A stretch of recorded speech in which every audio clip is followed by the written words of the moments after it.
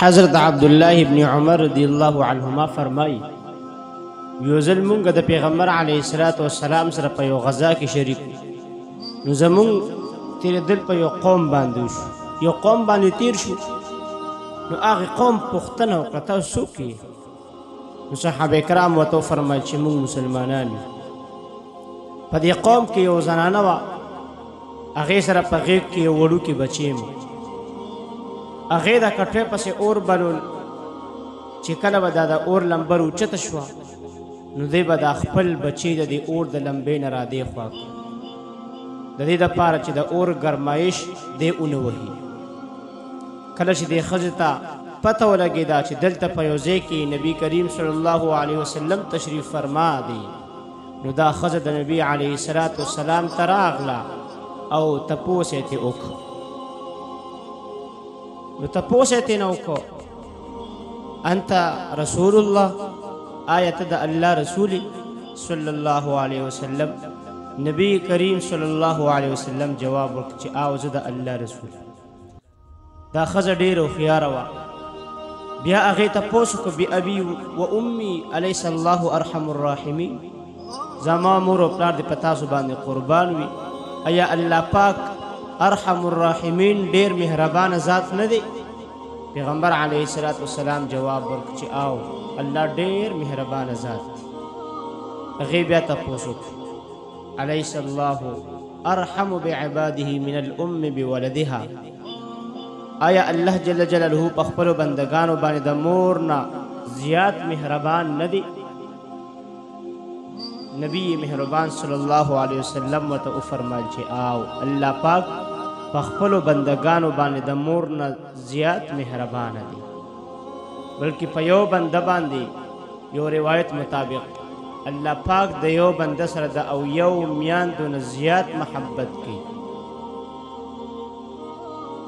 دا ښځه چونکې ډېره هوښیاره وه سمجداره وه هغې بیا تپوس وکړو ان الام لا تلقي ولدها في النار مور خو خپل بچی په اور کې نه غورځوي نو الله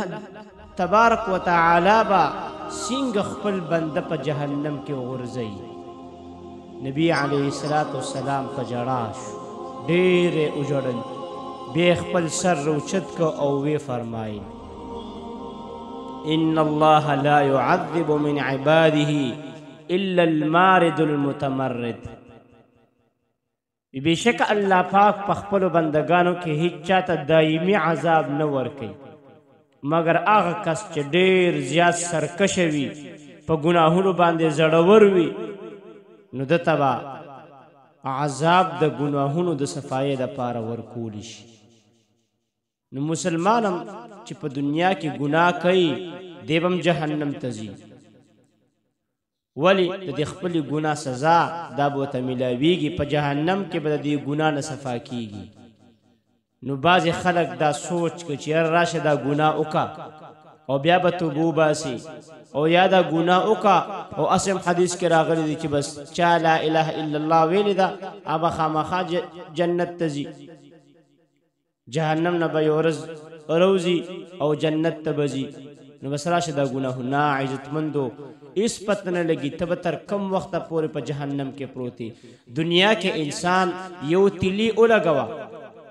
او یو دوه درېو سیکنډو له ورته خپله ګوته انسان نشي نیولی هغه اور ته نو د جهنم اور خو د دنیا د اور نه په څو چنده باندې زیات تیز دی هغې ته به ځان څنګه